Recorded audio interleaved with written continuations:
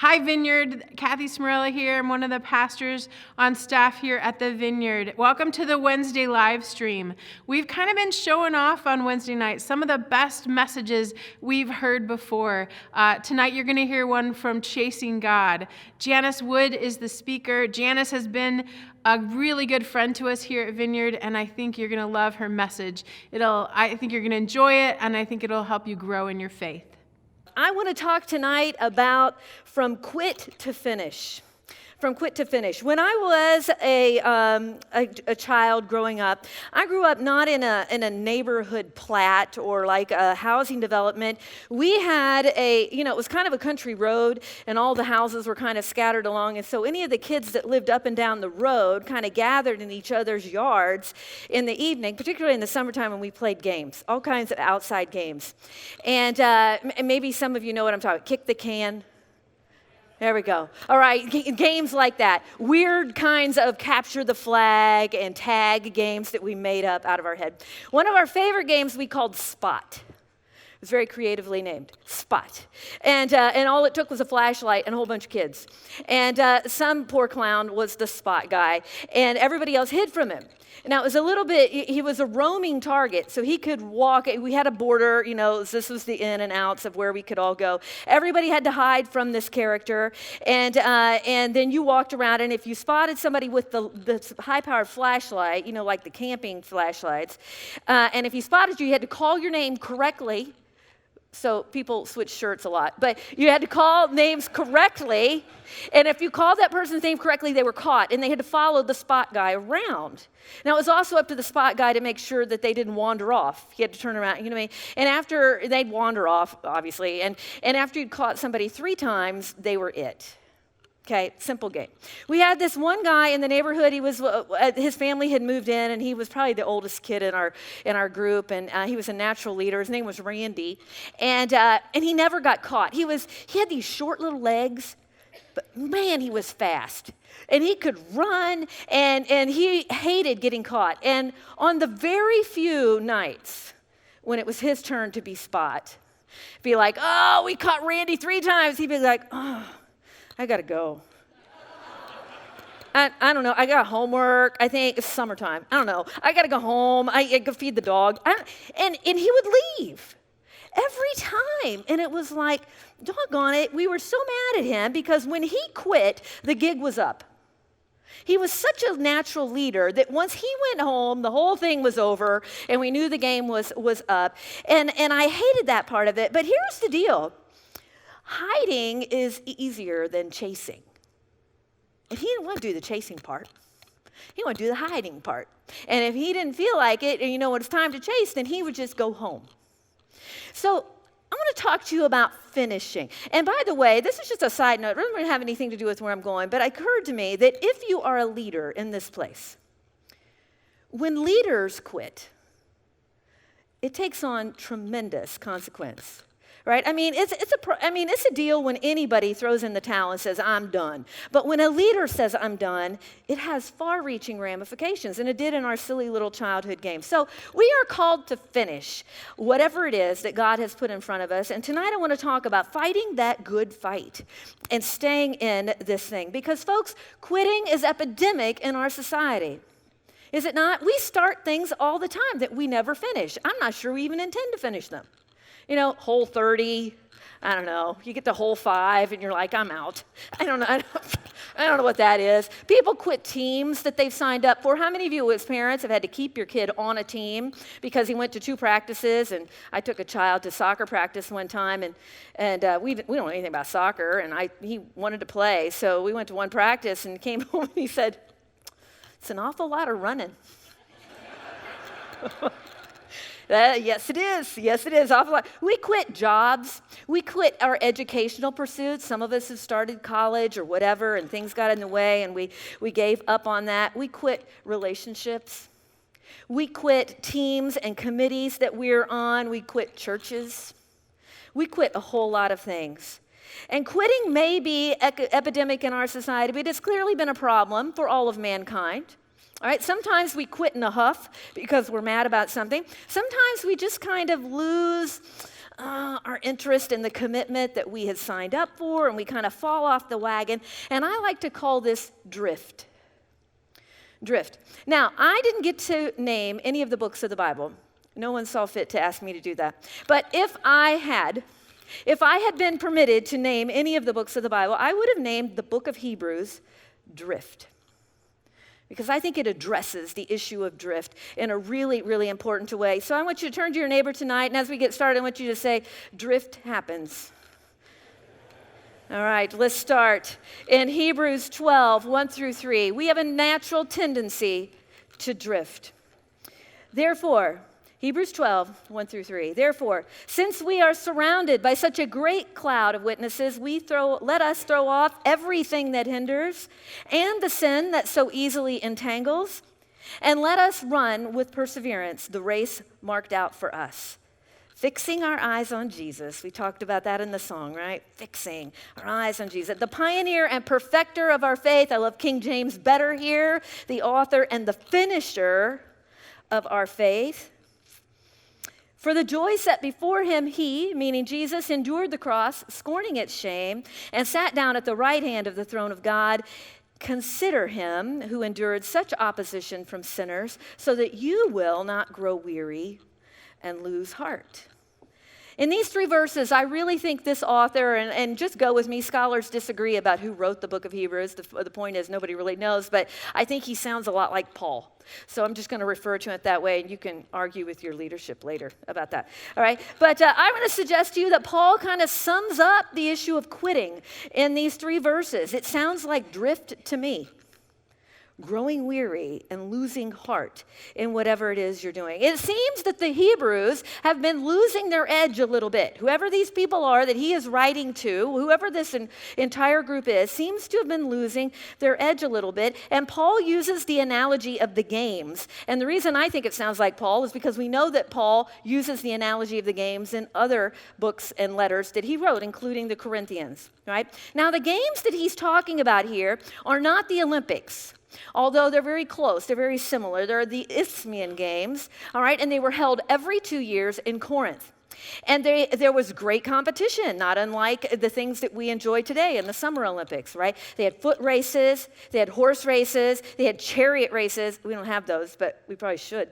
Things like that. There were, what else we have? They had jumping, wrestling, boxing, throwing discus and javelin, and get this, singing. Who knew? There was singing involved in this whole thing. Apparently, one of the emperors joined the games and forced everybody to vote for him, and he was horrible. But that's just a side note, all right? And the prizes were not an Olympic medal that they hung around their neck, but the prizes were a wreath. Okay, and it wasn't a full circle. We're coming up on Christmas, and we're not thinking of a full circle. We're talking about like a horseshoe sort of thing. If you've seen any period-type movies of this time, you know what we're looking at.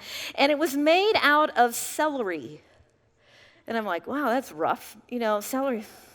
But actually, it was celery leaves. It's a form of celery that grew there. And so it's this leafy little, very perishable crown that they are winning. That was the prize. Yay. I don't know what you do with that, but good for you. To compete well and to finish well in any game, you need a few things, okay? And I love that Paul uses this analogy of the day to kind of get to them. And one of the things you need in order to finish well in a game is motivation. So let's talk about what he mentions for motivation. Since we are surrounded by such a great cloud of witnesses, every good contest has spectators, right? I mean, how fun is a game if there's not somebody watching? I heard that there are people who watch video games now. That's a thing. Yeah, I see some heads nodding. We have some nerds in the audience. That's great. No, I'm just kidding. But I mean, really, I'm not. I think that's odd. but I watch football, so who am I to judge? I don't know. You need spectators to have a good game. You've got people to cheer you on. You have people who will groan as you make a bad move and moan in your defeat and feel badly for you and cry or whatever. And how many of you love like the Olympics where they show all the great skiing crashes and people are flying all over the place? We love that. We love to spectate and think that that's going on. And folks, that's happening back in these games. And Paul is reminding the Hebrews here that people are watching you. People are watching you. And he is likening this back. He's going to talk about the heroes of the faith, the heroes of the people who have gone before. We're not just talking about people sitting in the stands who came to see if you were going to win or lose. We're talking about people who've been there, done that. Those people are sitting there, they are cheering this on because here's the reality. Whatever it is that God is calling you to do, chances are it's been done before. Chances are somebody else has been asked to do or to walk a road similar to what you are doing, and we can learn a whole lot by watching someone else who has navigated the same track or the same course that we have been given, or a similar course to what we have been doing. This new generation of millennials have been very interested. They've demonstrated a real interest in developing mentors and having mentorship. Maybe in your church you talk about it in terms of discipleship. Do you have somebody discipling you or whatever? It is important to have somebody that you can look at, and Hebrews is full of this. Look at people who have gone before, who've done it well. And shouldn't we do that? My goodness, why do we keep reinventing the wheel? Why do we keep fumbling along in our relationships and our jobs and our decision making when we can turn to people and we're not going to follow them and do exactly what they did, but we can certainly learn from the things that we're doing. You can get motivation from these people who are there. If you think your life is tough, consider those who have gone before. Pay attention, because you know what? You're not alone. You are not alone. If there is any lie that I think the enemy has just inundated our society with, as populated as we are right now, it is the lie that you are alone. Your issue, your circumstance, your relationship, goodness, even the one that's such an unbelievable God story that we just heard about a marriage. How easy is it to think I am the only person on the planet that is dealing with this? In our position of leadership in our church, I hear a lot of sad stories. And they're legit, man. People come in and they tell you unbelievable stuff. But what I also hate is then when they begin to think they're the only person.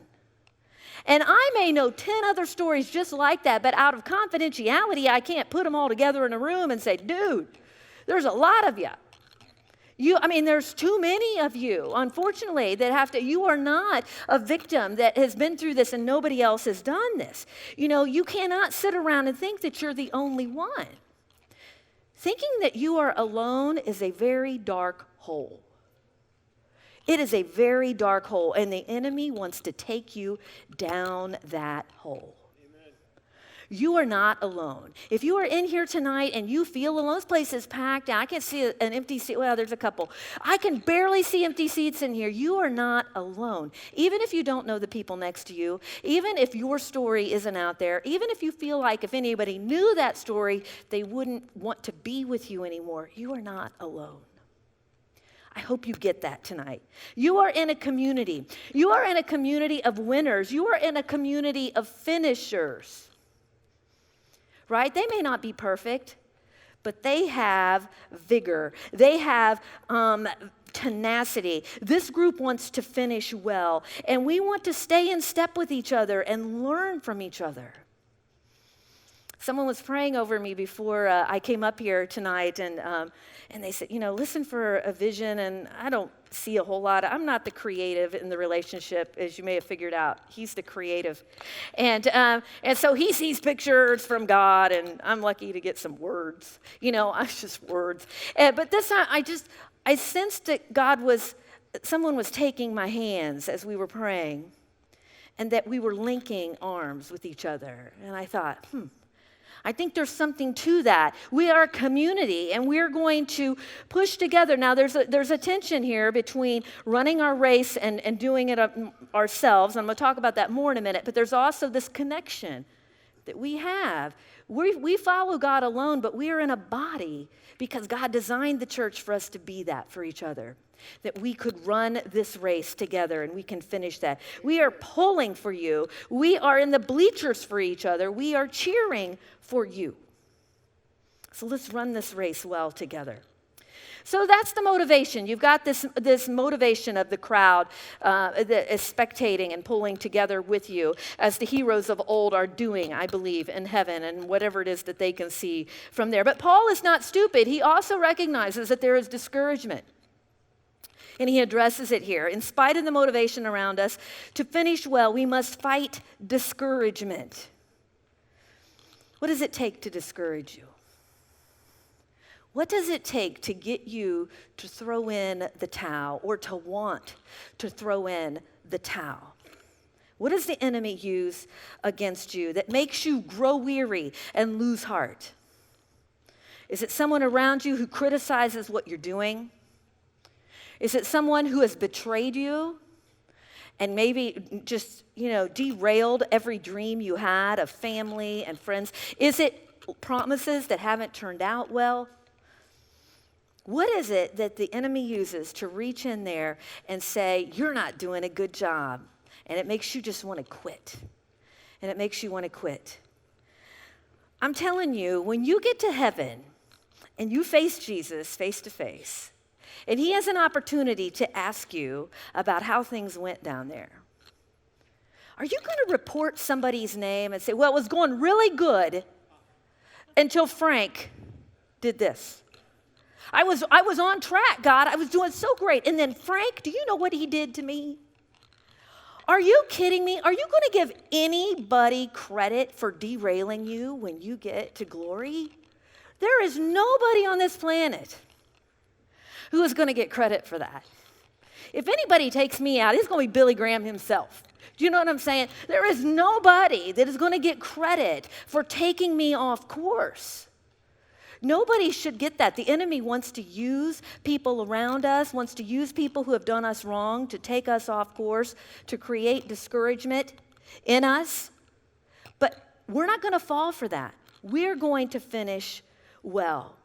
And Paul lists a couple of categories of all-encompassing things that discourage us, and they're not just people. I call this quitter temptations. Quitter temptations, the things that are there, everything that hinders, and the sin that so easily entangles. Now, I love this because he separates these two, right?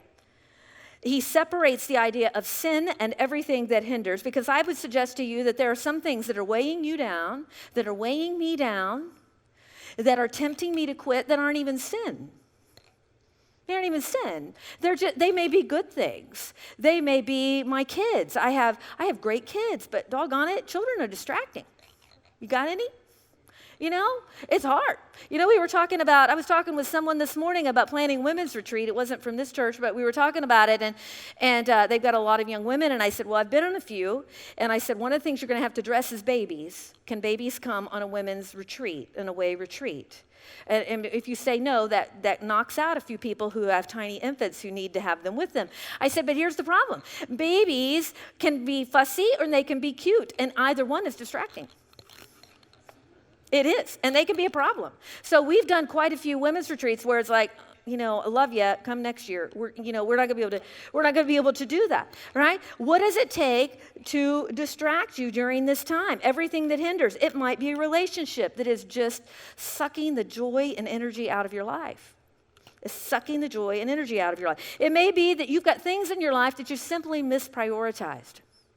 And those things keep us from our own walk with God. They keep us from serving the church. They keep us from contributing and tithing. Even church work is a great thing. And man, can it hinder you. You can be so busy doing church work that you haven't had a good prayer time with Jesus in months. We haven't sat down and really been in his presence. Oh, we listened to 3 podcasts and, and heard a few things on the way to work. But, when's the last time you just sat down and said, Jesus, I need to hear from you. I'm going to be quiet. I'm going to be undistracted by these crazy drivers. And I'm just going to be in your presence. That's an important thing to do. And then there's even just flat sin that so easily entangles. Sin that so easily entangles. The original language of the words that are translated here into English. Did you know the Bible wasn't written in English first? I know it's hard to believe, but it wasn't. And those original words have been translated different ways. And one of the original language meanings is skillfully surrounding or to thwart a runner. To entangle is to skillfully surround someone and keep them from making progress. That's a sin. Do you know of sins in our lives that keep us from making progress? They're usually private ones. They're things that we don't intend to get caught up in. We try to get free from them regularly, but they persist, and they haunt us, and they trip us up. And it's sin, and we want to be free, but seriously, it's affecting our momentum with Jesus, and it brings us shame and pain and makes us feel unworthy. And for some of us, maybe the very first thought that you're thinking of there is pornography. That's one of them. I'm going to speak to maybe church leaders here more than everybody, but you all can listen in. It occurred to me as I was writing this that I have my own issue, and I call it church porn. Stay with me. I don't know if your church deals with this much in your community, but in our community, which is not that big, we have churches who have a little bit of competition with each other. And I know that when someone gets mad at us for whatever it is we're doing and they leave the church, I can just about tell you which churches they're going to end up in. And they'll move to this one, or they'll move to that one, or the one that's kind of nearest to whatever it is we're doing. And I'm still Facebook friends and social media friends with some of these people. And then I just keep seeing them at their new place and talking about all this stuff. And I know better than to follow them, right? So I do this really holy thing, and it's called unfollow button. I don't block them. I'm not being mean or vindictive. I'm just saying it's not good for me. It's not good for my heart, because every time I see what they're doing and who they're talking to and who I think they're trying to pull with them, it just goes in my gut. And so it is not good for me to be there. So I think I'm doing really well, right? I've got all of those things off of my feed. I'm not doing that. And then all of a sudden something sneaks through, and somebody who has taken off from us and kind of given us the finger on their way out the door, which sometimes people do, and on their way, and then I see them comment on somebody else's thread, and it's just a comment, but if I click on them, it takes me to their page. And then if I scroll, I see what they're saying about their new leaders and all the news. And and the minute I do it, I am so repulsed. I am so like, it's clickbait. Do you know what I mean? And I'm telling you, you have those things in your life, don't we? The things that we never intend to get caught up in. We know they're not good for our soul. Maybe it's a refrigerator door. I don't know. I'm just saying there are things that get us. And the enemy knows it, and he's going to use it against us. I'm just giving you a church leader kind of thing. And it's tough. Do you know that Jesus also battled opposition when he was on this earth? And it was from church people. Can you imagine? And what does Paul say? Consider him who endured such opposition from sinners, so that you will not grow weary and lose heart. It's not unusual to have quitter temptations, but how do we get past them? How do we thirst hard enough to get to that finish line that we are aimed for? How do we stay inspired to run the race? So Paul not only gives us some motivation, he not only addresses discouragement, I suggest that to finish well, he gives us a strategy. He gives us a strategy in just these 3 little verses. Okay, and the first strategy, he says, comes out of, and let us throw off everything Let us throw off everything that hinders and the sin that so easily entangles and run with perseverance the race marked out for us, fixing our eyes on Jesus, the author and finisher of our faith. Number one, we have to throw off all the hindrances. We have to throw off all of the hindrances. Notice what it does not say. What it does not say is, let us gradually walk away from everything that hinders. Some of us like to get rid of our sin and the things in our life. We're like, well, I'm going to do better. I'm just not going to do that as much. I'm going to, go to less of these things. I'm going to involve my children in less stuff. All of that. It's like, you know what? Sometimes there are certain things in our life that we are called to deal with and do it cold turkey. Thanksgiving is coming. Folks, we're going to get really familiar with cold turkey next week.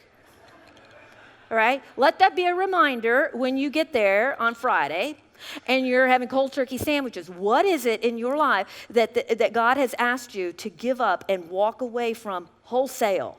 Cold turkey. Now, there are some things in your life that you have to just reduce. You have to have them in part. Food is one of them, right? So if you have an issue with food, you can't cold turkey on food. You have to eat food. You have to learn to manage that. But there are some things in our lives that we just need to get rid of. That's a relationship that's not good for us. We need to walk away from it. All right?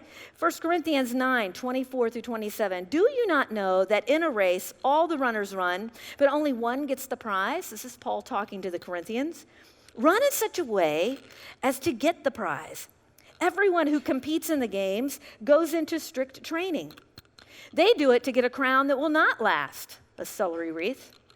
But we do it to get a crown that will last. Therefore, I do not run like someone running aimlessly. I do not fight like a boxer beating the air. No, I strike a blow to my body and make it a slave so that after I have preached to others, I myself will not be disqualified for the prize. Some things in life need radical attention. Radical attention, radical removal, no dancing around the issue or the sin or the distraction. The unfortunate part is, though, some of us who need the most radical action on certain things believe that addiction programs and rehabs are for losers. They're not for professionals. And so I know several people right now, highly functioning professionals, who are struggling with alcohol. And the thing that's keeping them from getting the help they need is their pride that will not allow them to enter a recovery program or go to a recovery meeting of any kind. It's pride. Because we think that we're above this sort of thing, and we don't even want to do that. Pride keeps us from building accountability into our lives. I read recently that on a list of celebrities that are dealing with substance abuse of some sort, one celebrity took a coach with him, a sobriety coach with him, to this big award show and to all the parties afterward just to keep him in line. How cool is that? The idea of recognizing that I do not do well in isolation and that I dare not, I've got to be smart enough to not trust myself. In certain situations, we are not trustworthy people. I personally am rocked when I hear of pastor failure. A couple years ago, a couple of big-name pastors in the world, maybe you remember Perry Noble, maybe you remember there was another one at the same week that Perry Noble was dismissed for alcoholism from New Spring Church. It's been over a year ago. That very same week, someone else fell in our community up the road with a several thousand member church. And I didn't know either of these characters personally. I've never met them. I don't know anything about their situation except what I'm reading on the news. And I don't know why, it just makes me ache. And I'm just like, God, how close am I to that? Not that I feel like I've ever been close to either of those situations, an infidelity or a substance abuse issue, but the minute I think I'm above it, holy smoke. I don't even want to go there. I don't want to trust myself. I'm not arrogant enough to think that that can't ever happen to me. The way we have been married and in love for 34 years is because we have put up really big fences around our relationship. People think that we're old-fashioned because we won't travel with even another leader in the church of the opposite sex alone in a car. It won't happen. We don't even drive around the building. Ain't happening. Right? People are like, oh, you guys can't trust each other. It's like, yeah, no. I don't know. I'm not stupid enough to think these things happen by accident. We put up big boundaries and borders around us. And build yourself a fortress around your mind and your heart for whatever your issue is. I'm not talking isolation. I'm talking insulation. Give someone the key to your life. Give someone the authority to call you out. Give someone the right to challenge your decisions and your choices. Be transparent, be vulnerable, be wise. That's what it is to be in a community, right? I want people watching. I want them to know what's going on. I don't want to be hiding anything. That's number one. Number two, run your own race.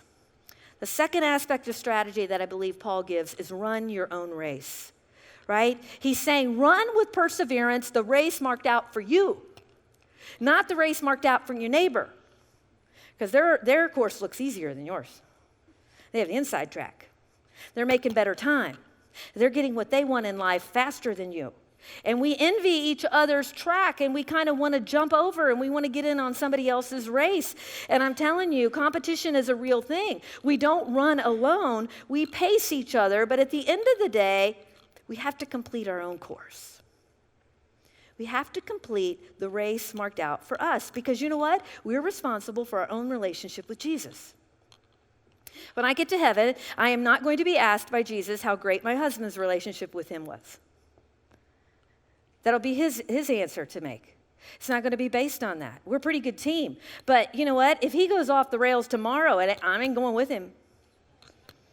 You know what I mean? I'm pretty tied to the hip, but I'm not following. I'll follow him a lot of places. I will not follow him off the rails of following Jesus. I will not do that. I am responsible for my own race. I have to do that. We pray together, but not nearly as much as we pray alone. I'd rather play, but he prays funny. I'd rather pray by myself. He does. You'd laugh too if you heard him, and you did last night. Right? He prays loud, and he prays passionate, and he prays over top of you. And I like to get in front of the fire and talk to Jesus by myself and have some worship music on and not be distracted by loud, passionate praying. We get along well that way. And then we get together and talk about what Jesus said. I'm not responsible for his race. I'm responsible for my race, and I'm going to follow him individually, and you need to be following him individually as well. Camaraderie is motivating, but envy is devastating. Let me say that again. Camaraderie is motivating, but envy is devastating. Even in marriage, right? I will be accounted for my own choices and decisions. I will run beside him, and I will be encouraged by him, but I'll be responsible for myself. I have a crazy cousin. He's really not a cousin. It's hard to describe. My first cousin has a child. So I guess that makes him my second cousin once removed or something kind of crazy like that. Anyway, he has a problem. He likes to run. Some of you are runners. How many runners are in here? Yeah. I run when things are chasing me. That's about it. My husband runs. He likes to run. But not like this guy. This kid he just finished high school. He's headed into college. And he likes to run really far, like 100 miles far. So he enters the 100-miler down in the Keys, which is a pretty fun place to run 100 miles. I've done that road in the Keys on a motorcycle, which is great. But I'm not running it. And this kid is running, and so he's the youngest of 6 children, and several of his siblings are in the medical profession, and so they've been telling us, on social media that he's getting ready to run this big race, and he's been prepping and all of that. And so the day of the race happens, and it takes him like 26 hours to run this thing. It's a really long time. He finished like 4th in his class of his age group, so he's pretty good. And or else 4 people tried. I don't know. But I'm just going to give him credit. I don't know. But anyway, while he's doing this, we're following along on social media, and they're keeping up. And I'm cheering from my kitchen. I'm like so excited for you. He's going to run this big race, and it's good. And he's doing fabulous. And he got tired around mile 70. You think? Whoa, what a shocker. All right, so he got tired around a mile 70. And so the family's like, they're like rubbing him down and giving him ice and helping him go and all that. And he's got several brothers who did not train for this race. And around a mile 70, one of the brothers stepped in and started running with him and paced him for the next 20 miles. And the brother got tired. Brother fell out, and so this guy's got 10 miles left. Other brother steps in. They finish the race. 4 a.m, it's black. He barely just crawls across the finish line or whatever. And I was, and some of my family is like, what in the world are you doing? What do you mean you ran with him? What are you doing? What's pacing mean? And so his sister tried to describe it. She said, when you pace somebody, you run with them and you watch out for all the things that they don't have time to think about, like obstacles and people, and so that they can just concentrate on putting one foot in front of the other.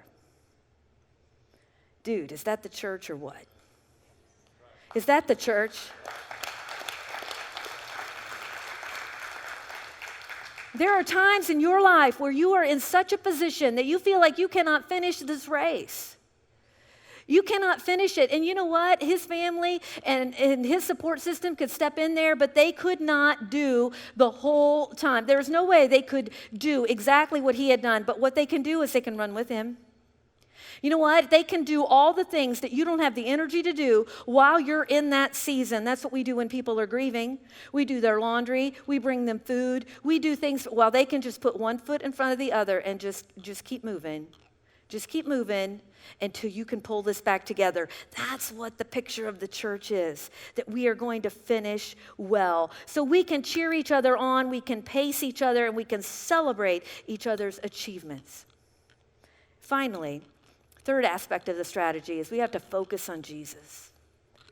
We have to focus on Jesus. We have to consider him, fixing our eyes on Jesus, keeping our eyes on the prize. We cannot afford to get distracted down here. I love fantasy football, but there's some yeehaw that I've got on my team right now, and he's young. He's a rookie. And he's running. He caught a really good pass this last week or two ago. And he's running like crazy, and he keeps doing this. Why are you looking over your shoulder, dude? You are going to get taken down. Now, he's young enough that he just put on another gear, and he managed to get through. But generally speaking, when somebody's looking over their shoulder, they lose track of where they're going, and they lose momentum. All of those things happen. That's a bad decision. We have to keep our eyes fixed on Jesus, not on the people around us. Be paced by them, feel the weight of them coming with you, whatever, but don't get distracted by those things. If you're not fixing your eyes on Jesus, you're fixing to run into something. That's what's going to happen. If you're not looking for him, you're going to run into something, or you're going to run off the track entirely and miss where you're supposed to be. What is it that kept Jesus on track? They said, consider him who endured such opposition for the joy set before him. That's the end goal. The joy. Do you know that the thing that kept Jesus going in the face of opposition from crazy church people, but that's who his opposition was, that kept him going was the joy of knowing about you. The joy of knowing about all of us who would come, that we would have an opportunity to be forgiven of our sin and to come to him. That's the joy. What keeps you running? What keeps you going forward? Right? We have to remember to get this enthusiasm back that we had once. We had a pile of people over here last night who made decisions for Jesus, and they said they're going to go forward. There is a joy in this salvation that is unmatched by any other time in your life. And if you think I'm wrong, go read Psalms and listen to David say, restore to me the joy of my salvation, because it's kind of waned a little bit. And for some of us, it wanes, and it's time to get that back. It's time to remember the end goal, and the end goal is not your career. Your end goal is not your children. Your end goal is not this relationship down here. It is Jesus. It is bringing more people into the kingdom. And we need to get excited about it. Some of us need that advice in our jobs. Restore the enthusiasm that I need for my job. Restore enthusiasm for my marriage. Maybe you need to hear about old folks like us who still like each other, who like each other better now than we did when we got married. Imagine that. That happens with maturity. As a relationship matures, you actually appreciate each other more than we knew in those early days. Oh my goodness, that's a whole other story, all right? We just need to restore that passion that I first had for this job, for this person, for my faith. See, the enemy doesn't really have to turn you against Jesus. He just has to slow you down to a crawl. Slow you down to a crawl so that you're totally ineffective, discourages you, and takes you off course. 2 Corinthians 8:10, Paul continues to the Corinthians, now finish the work so that your eager willingness to do it may be matched by your completion of it according to your means.